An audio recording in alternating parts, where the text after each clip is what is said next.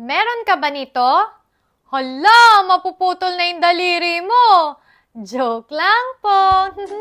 Ang tawag dito ay dyshidrotic eczema. Ito ay maliliit na blister o maliliit na bumps na may tubig na kadalasang nakikita sa gilid ng mga daliri natin o kaya naman sa ating mga palad at talampakan. Makati ito, pwede ding masakit at madalas itong nag-clear within 2 to 4 weeks.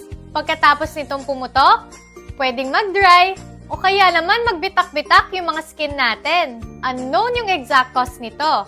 Pero ilan sa mga maaaring mag-trigger nito, andyan yung stress, sweat, sensitivity sa metal kagaya na lang ng nickel, sensitivity sa produkto na ginagamit natin, kagaya na lang ng sabon o kaya naman detergent, pwede ding dahil sa paninigarilyo, sa gamot kagaya na lang ng aspirin at birth control pills, o kaya naman dahil sa infusion ng intravenous immunoglobulin. Anong mga pwedeng gawin dito?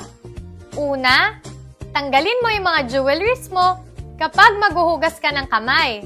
Gumamit ka ng gentle cleanser kapag iwawash mo yung affected areas. Sunod, makakatulong yung pag-apply ng moisturizer o kaya naman ng barrier repair cream. Iwasan mo din yung mga irritants na maaaring mag-trigger nito.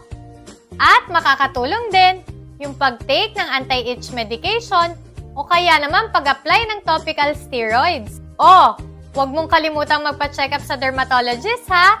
Gets ba? Okay, ingat!